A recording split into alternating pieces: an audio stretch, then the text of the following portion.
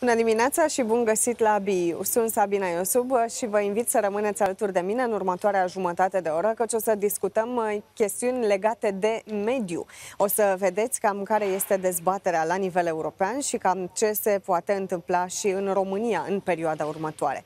Today, here with me in Strasbourg is the European Commissioner of Environment, Virginijus Sinkevicius. Thank you so much for your presence. Pleasure.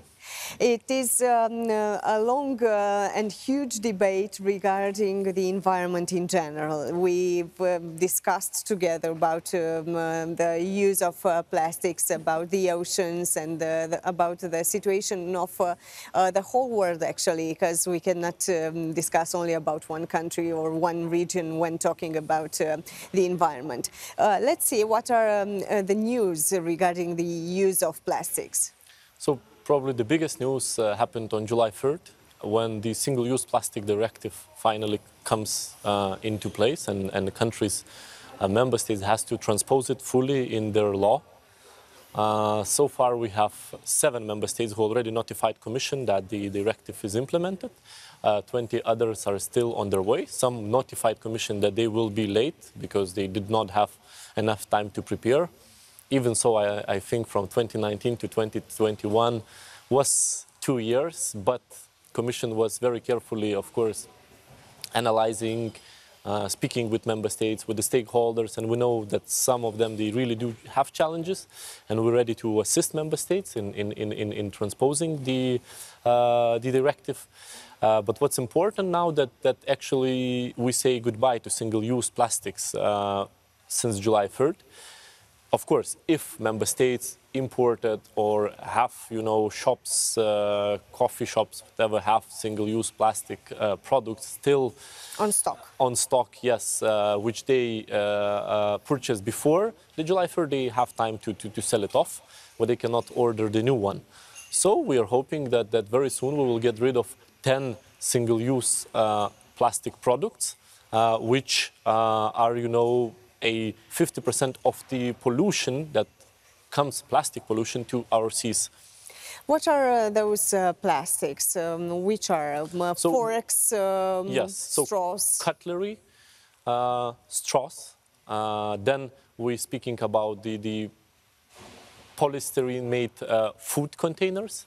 Of course, we're speaking about, now let me remember, also, of course, yes, the air plugs, so-called, but also the plastic plates, and so on. So it's basically 10 products which is, they are produced in couple of seconds, used couple minutes, and then thrown away. We also address in our directive fishing gear which is made of plastic, because this is also a pollution, one of the sources of pollution.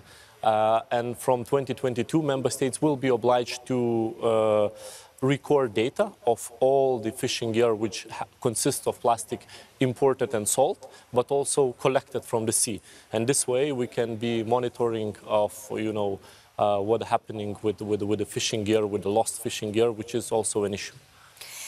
I hope that these are the first 10 plastics that we will not use. It is important to eliminate, if possible, all the plastics in general, because it cannot be put again into the environment. It cannot be eliminated from the environment also. That's the idea with the plastic. So, in general, plastic is a great material. But some of it is just, abused in using, and usage is so short. So the most important here is to promote innovation of reusable or recyclable plastics, and of course making sure that the products which takes long to really disappear in nature, that we get rid of them. And you're right, we will be looking, of course, and watching market closely, and in the future the directive might be expanded. Let's see what are the new rules that should apply in the area of forests, because we know that, for example, in my country, in Romania, we discuss about deforestation for so many years. You are looking at the situation in Romania, and you know exactly how things were developing in the last years. So, of course, speaking concretely about Romania, our biggest worry is, of course, illegal logging.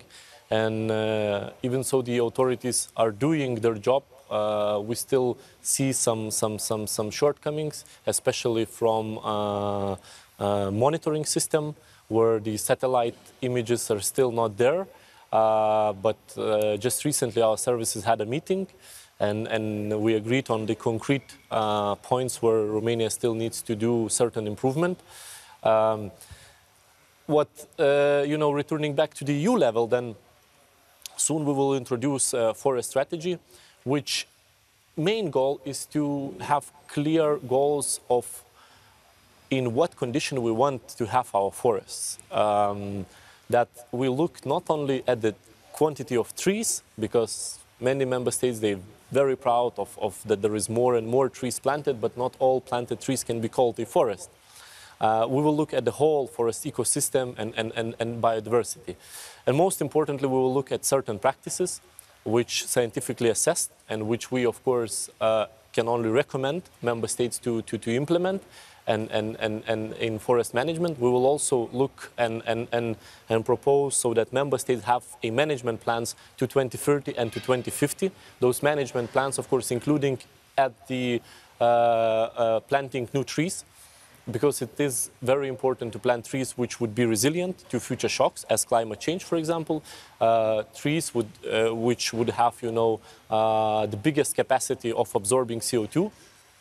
And we will also propose, of course, real-time monitoring of EU forests with the satellite images, knowing at the real time what's going on in EU forests. And do you consider that the countries will apply all these rules? I'm taking the example of Romania. You've just said that you don't have any satellite images from Romania on illegal deforestation, right? And why do you consider that we'll see these new rules applied in the member states when the old ones are not applied? Some of them are applied. We have, of course, issues where some is harder to implement and technologically and so on. But we're moving forward. It's not that we, if you compare situation 10 years ago and now, we did significant progress. And we have to move ahead. I think some member states are already there, and the others are need help. I think we are ready to work, and member states, they really know well. For example, when we speak about management plan and implementation of management plan, member states will be the ones preparing those management plans and implementing them. And Commission can only be consulted. And we do respect, private ownership, different types of ownership in EU forests, and knowledge that member states have, because we have so many different types of forests in the EU. Most importantly, what we have to agree all together, so in what condition we want to find our forests. Our assessment from the data that member states are, delivering to us shows that we still have an issues, and some forests are not in good condition. We also have, I think, an obligation, ethical and moral, to protect the old growth forests. We have only 3% of them left, and being very vocal about countries outside EU and deforestation problem in those countries, we also, I think, have to do our homework properly. And one of the first things to do is, of course, to protect our old growth forests. You've said that you've discussed recently with the Romanian authorities. Are we on the road to infringement, in your opinion? So there is ongoing infringement. The new infringement is not planned, but there is ongoing infringement on which we are working. But I think here is most importantly efforts. Efforts to be shown and efforts to be done. As I said, we and still... are shown? Are done? Partly, yes. We still identify certain shortcomings, but I can also, you know, realize a hard political sometimes situation to adopt certain decisions. Then also technological, you know, to go from, you know, significant shift, because the issues were very deep and which Romanian government had to solve. So shift is really significant. We do understand some issues and some, of course, reasonable explanations why some implementation can be delayed, but of course we keep working and monitoring situation closely. We are trying to monitor the situation of the bears in Romania. We have so many bears, we suppose, because we don't know exactly the number, that we are seeing them like, I don't know, every day on the street. They became a real problem in some urban areas. So we have had, I don't know if you know the situation, we've had some attacks of the bears. At least 2 people were injured seriously and are now in hospital due to the bears' attacks. How should we tackle this situation in Romania, taking into consideration the strategy regarding bears at the European level? So, you know, bears are protected under Birds and Habitats Directive, but that directive has a clear, it has a clear derogation, which allows, due to security and healthy issues, to shoot bears if they are a threat. Large carnivores in general, with not speaking about only bears, but wolves as well and so on. But of course that derogation has to be granted by the relative authorities. And I think Romania is the case where that derogation is used. And we had, you know, a case where, for example, was famous bear shot. And again, there was a derogation issued. We received a letter from Romanian authorities that derogation was issued, so this derogation in the directive is used. Sometimes, unfortunately, you know, implementation of it is not according to what supposed to be done. But that's already, you know, different details. So the derogation exists, and Romanian authorities are capable of using it, and we have cases where they successfully using it. Of course, but killing is not an option. I think it's necessary a good strategy in order to help also the bears, help the animals, yeah, to go back in their habitats. So, you know, Commission always supports the coexistence where it's possible, and of course encourage member states to look for solutions and even fund those solutions through the CAP, through LIFE program, and so on. And they are heavily funded by, I mean, granting 100%. For example, if the farmer loses its stock, he receives 100% refund for its stock. So of course we encourage member states to use the coexistence, but from the case you, for example, said, I think, you know, loss of life or injuries is a tragedy on which we have to react. And if in certain area a certain bear creates a threat to human being, of course there has to be a reaction. And that's why in this directive, in Birds and Habitats Directive, we have this derogation. In other cases, of course, I think Romania is very lucky to have such an environment which, you know, the biggest population of bears in Europe are living. And bears or wolves, they are the animals which are looking for food. And sometimes, you know, when they look for food, that really leads them closer to people. Yeah, I'm underlying that this strategy is extremely necessary in all the countries, Romania included, taking into consideration the situation. For example, we should know how many bears are in our country in order to... Well, approximately, we have numbers, which again is reported from Romanian data, and we're speaking about, you know, I think around 4,000 bears. It can be, more or less, but this is the number. We're in total in the EU, we're speaking around 6,500. So you see that the number is really high in Romania. Let's hope that we will find a good solution for everybody regarding this area. Let's move to the other subjects that we've agreed to discuss. The air pollution is, as we know, a very important issue discussed here at the European level.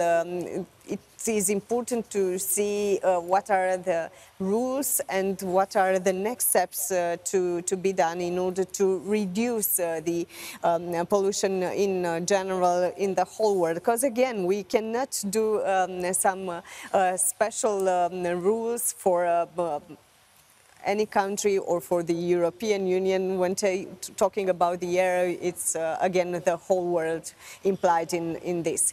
What are the news? So, speaking concretely about Romania, of course, we have an issue with the largest cities.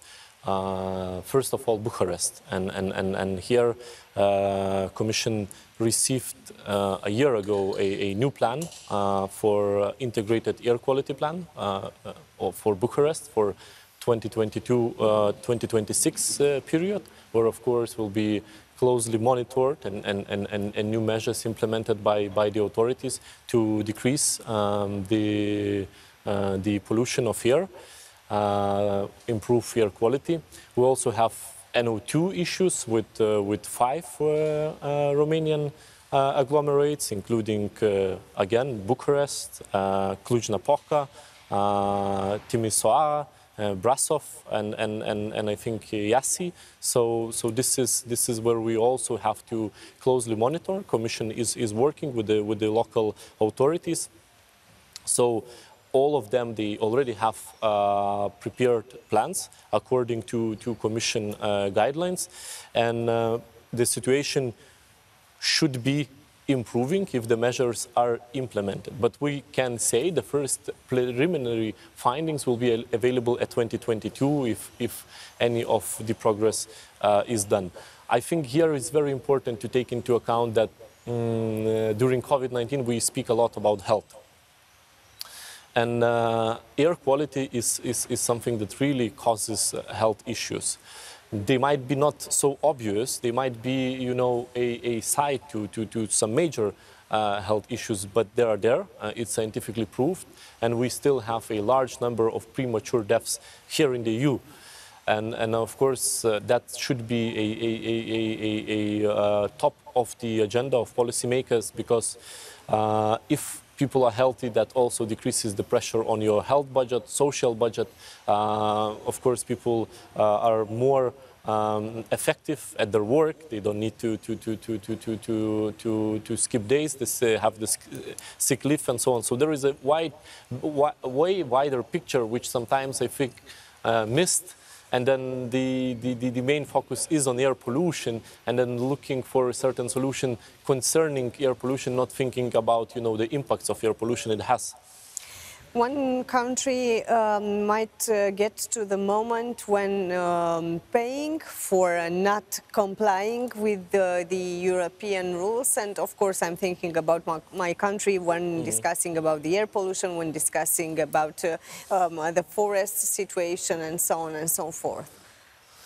So that's the decision of European Court of Justice. If the infringement is ongoing and, for example, we're not able to find the solutions, if the cooperation with member states is not happening, then of course we have no other way but referring it to the European Court of Justice. But I think in Romanian case there is at least effort, for sure, to find solutions and move ahead. Speaking about the air quality, I think the unique opportunity is coming with the RRF, because we know that two major things two major causes of poor air quality in larger Romanian agglomerations is heating and mobility. Using of cars. Yes. So with mobility again, it's I think the local authorities first of all has to show an example of through the public procurement what type of buses they're purchasing, and of course making sure that bus or metro use or other clean transport is more reasonable than using personal car for people. Second thing, which is very important, but which is very close, to people, it's heating. Everyone sees in the end of the month their heating bills, and when the heating system is not sustainable, is not economical, people paying larger bills. So I think with the RRF money being used in the renovation wave, this is where the significant improvement of air quality can be achieved, but also decreasing bills that people paying for their heating, helping people in renovating their houses, renovating their heating systems, making sure that they're efficient, that they are higher standards. And that would drastically increase the air quality in larger agglomerations in Romania. Let's hope that this fund will be wisely used in order to change everything that is to be changed in Romania. In the end of our discussion, I've seen you very optimistic about my country, and that's a good news for us. What's your message for the Romanian people that are watching you? I think very important what you have mentioned in the end, the RRF funding. So the plan which Romanian authorities prepared, the government prepared, has to serve Romania first of all.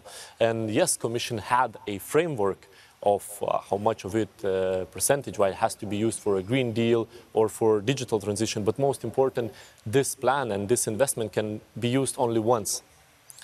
And this is something what has to build a future for future generations to come. If those money are not used wisely, there will be no second opportunity. Thank you so much for your presence at BU Talk Show. Thank you.